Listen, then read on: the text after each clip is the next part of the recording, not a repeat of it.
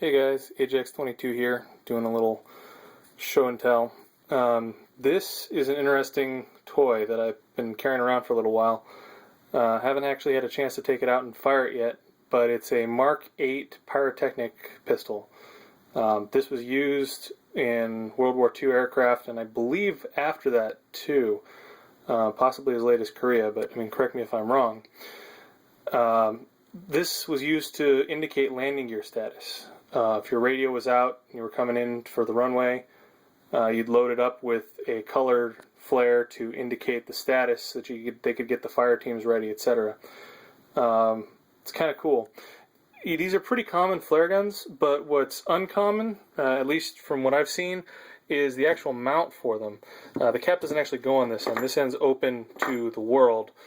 They're spring-loaded so that it doesn't tear a hole in the fragile sheet metal around it.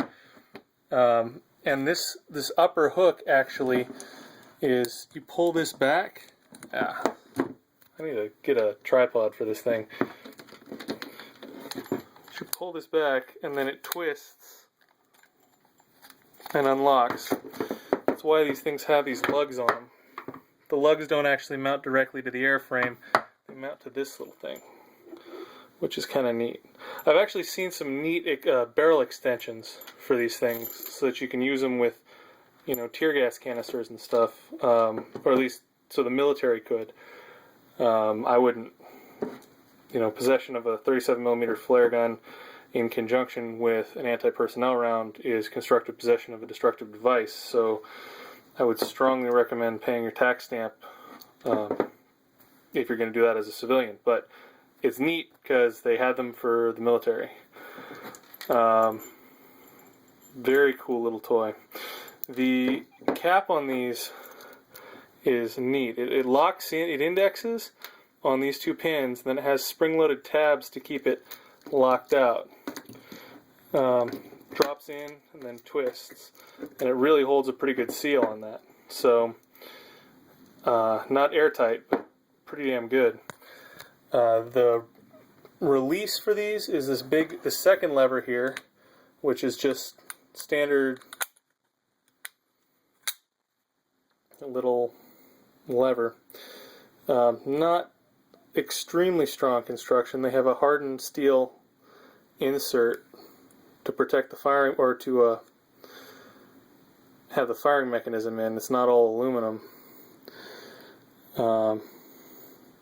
Sorry, not quite used to the new phone yet. You have to forgive me if the quality of the footage isn't the greatest. I've seen one of these. The first one I owned actually was a 10 gauge.